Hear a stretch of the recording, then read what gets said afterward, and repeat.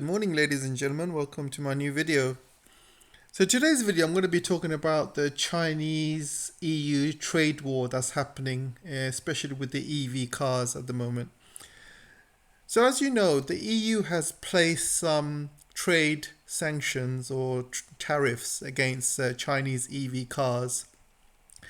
And this was very recent, a couple of weeks ago. And China has basically asked them to revise these tariffs. Otherwise, it's going to be a full-blown trade war. I mean, China at the moment has not done anything in retaliation just yet, but they're giving the EU a chance to kind of roll back its tariffs. But China is kind of doing some investigations into French brandy and a few other things as well.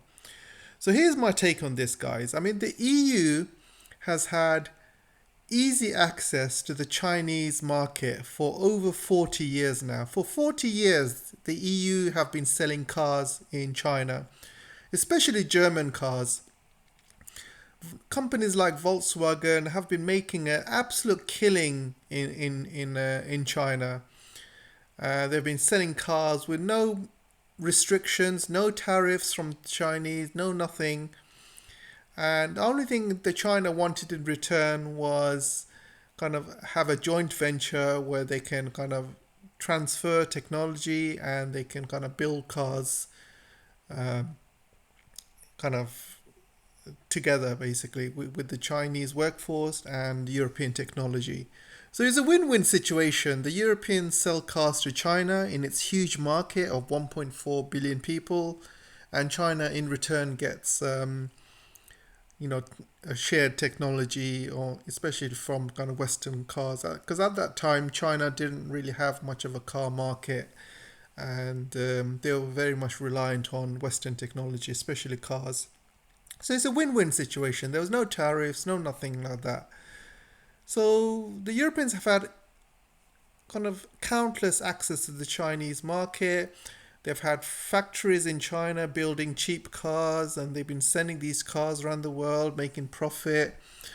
Companies like Volkswagen, BMW, and Mercedes have been making an absolute killing in China recently. So what's changed? So obviously the EV car revolution has changed China's car industry completely. Now you have, these local brands like BYD, Geely, even Huawei is kind of getting their act into it as well. And you have so many like local EV brands who are actually taking over the Chinese industry. And China has got a huge infrastructure when it comes to EV cars. They got charging stations almost every mile, and because I've been to China, guys, and the infrastructure is through the roof, especially with charging points and infrastructure and stuff. So there's no like stress driving an EV car in China. You know that there's a charging point around the corner, and it works, because if you drive around with EV car in UK, for example, you're always stressed out to see if there's a charging point near you somewhere.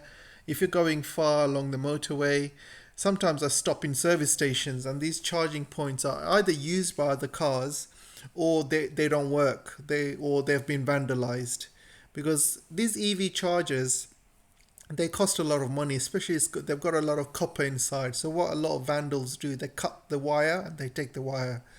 And so a lot of UK charging points are vandalized or not working, or they're already being used by the EV cars. So it's very stressful driving an EV car in London, but in China it's not. So the infrastructure in China is there, and there's some amazing cars out in China. I mean, like BYD is absolutely killing it, and Geely and many other car brands are absolutely killing it. There's XPeng as well, NIO, there's many others. And even Xi Jinping, when he kind of met Biden at one point, and Xi Jinping was driving this amazing kind of bulletproof local Chinese car. I can't remember what the name is now, But even Biden was impressed. He was like, "Wow, what the hell is this?" And Biden went in the car and he was checking it out, and he was absolutely impressed. Even Gavin Newsom went to China, and Gavin Newsom is the governor of California. He even went to China, and he was driving around with an EV car, and he was absolutely impressed by it. So Chinese EV cars are amazing, but not only that, they are saving the planet in terms of it's not gasoline cars or diesel cars, which are releasing emissions out in the air. These are clean cars. And this was EU's policy back in the day, like 10 years ago. They were blaming China, saying China is the biggest polluter in the world, blah, blah, blah. China, it's because of China we're having climate change. China needs to do more. And now China's creating these EV cars and helping the environment and stuff.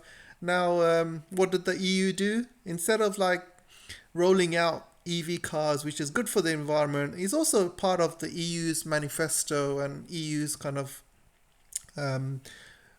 climate change push, which they're pushing, people to go into EV cars and stuff like that. This is one of EU's policies. But no, they don't want that. Rather than have a clean environment, they'd rather put tariffs on Chinese cars. Because at the end of the day, it's never about the environment. It was never about climate change. It's all about EU having advantage. And as soon as China gets an advantage, they don't allow it. They just don't allow it. So this is like a slap in the face, to be honest. I mean, basically, this is the same as if you have a friend coming for dinner, for example. So if you have a friend, he comes to dinner for like 10 years. You feed him every single day. You go for shopping. You feed him every single day. He comes to your house for dinner. Because he doesn't have any money, you don't ask for anything back because, he doesn't have any money. He's poor. Suddenly this friend makes a bit of money. He's got a good job and now he's earning a lot of money. And guess what? He never invites you around his house or never takes you out for dinner. So this is what it's like, it's just a slap in the face. You do favors for the EU and the EU just slaps your face as soon as you need a favor back. So it's all kind of van der Leyen's fault, to be honest. I mean, you got this lady. She's an agent for United States. She's a Trojan horse. She's destroying Europe for the sake of America. All the foreign policies of Europe is now basically following American foreign policies. So she's an agent for United States, doing their bidding basically, and the rest of the Europeans are falling for it like idiots. So what's this gonna cause? I mean, it's already causing a major issue, especially companies like Volkswagen. You can see here, Volkswagen is closing down factories in Germany, like 3 major factories. They are losing many jobs. And Volkswagen is around $200 billion in debt. $200 billion is the biggest, debtor in the whole world. There is no way they can pay that money back. No way, impossible. I mean, their sales are going down, not going up. They are falling behind the EV industry, so there is no way they can pay that 200 billion back. So I think Volkswagen is gonna be in some deep trouble, and the only way they can survive is if the German government, comes in to help them. But the German government, they are economically in a recession. They cannot afford to help Volkswagen and all these private companies. They just can't do it. I mean, you can thank the Germans for that, for blowing up the allowing US to blow up the Nord Stream and destroying their own economy just to please Biden. So you can thank the Germans for that. But yeah, Volkswagen is not going to do well. So if these EU tariffs go ahead and looks like they are, then I think there's going to be EU's going to be in some major trouble, because end of the day, the EU doesn't have any EV factories in the EU. They don't have any battery plants or or even like for raw materials, because to make batteries you need raw materials, right? You need like lithium, sodium, cobalt, and many others. And China has access to 90% of the mines around the world. The excuse me, the EU does not. So the EU is going to be really falling behind. So they're going to be wanting these raw materials from China. China's not going to give it, um, and and China's definitely not going to be helping European brands who want to get their foot in the door in China. So I think China's going to be a lot more tougher there. And these stories are spreading around to the rest of the Chinese community in China. And this is why Chinese are not buying European cars anymore. Because at the end of the day, it's all about pride, right? You basically, you Europeans basically think you're bigger than and better than everyone else, especially the Chinese. And the Chinese have allowed you to sell your cars in China. And suddenly you don't allow the Chinese cars to be sold in Europe. So the people in China are not stupid. They will read the news. They will know what's happening, and they will not buy Chinese. No, sorry. You know, German cars in China. And already you can see Volkswagen sales are plummeting in China, absolutely plummeting. And you can see Volkswagen profit plunges 64% as China sales slide. So the people in China are speaking with their wallets. China is not going to help these European companies to get a foothold in China like they used to. So end of the day, who's going to lose? I think Europe is going to lose. End of the day, I mean, Europe is already in recession. You know, Germany is in recession. Britain is not part of Europe, but Britain is absolutely in recession. France is in recession. Italy is in recession. Europe is going down, guys. The European Union is going to fall apart over the next 5 years, and it's just down to their own.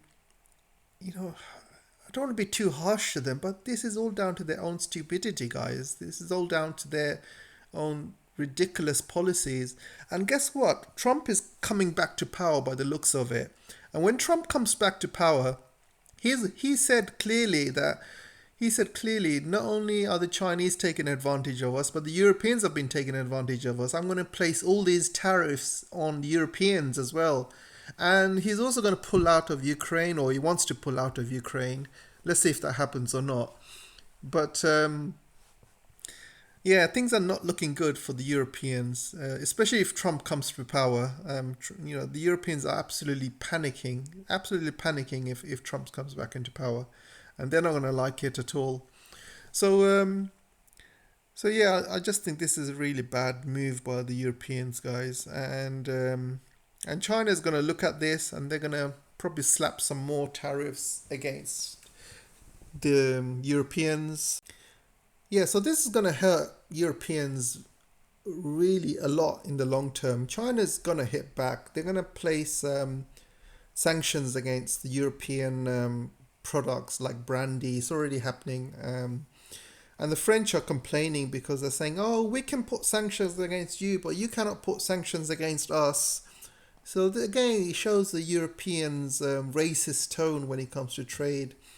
And I don't know if you remember, Macron came to China a few years ago, and he was walking around with Xi Jinping, and they signed a lot of deals. China bought a lot of Airbus from France and brandy and all these other deals they were buying from France. So he was happy. But France was one of the main people who asked for these sanctions or tariffs to be placed on Chinese EV cars. So it just shows the French, you just can't trust the French. So yeah, I just don't think it's going to be a good move for Europe, guys, and this is going to further push them into recession. Europe is going down. Europe needs China more than China needs Europe. Let's put it that way. I mean, China's opening up new kind of partnerships all over the world. There's 190 countries around the world, and 80-90% of them have China as a number one trading partner. You have the Middle East pivoting towards China. You have Central Asia pivoting towards China.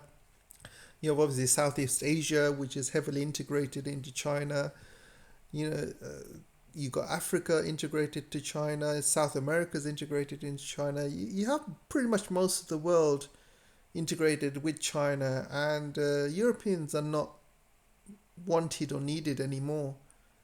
The Europeans did the same thing with this trade deal that they were supposed to sign. I don't know if you remember, like 3, 4 years ago, just when Trump was leaving office, and Merkel at the time, she was pushing through towards this deal between China and Europe, which would have like given unlimited access to Europeans into the Chinese market, and it was a really good deal for the Europeans. And then Biden came into power, and he asked Europeans to kind of throw that into the bin. And guess what? They threw in the bin, and nobody's heard about it ever since. And this was about 4 years ago, and you can thank Ursula for that as well.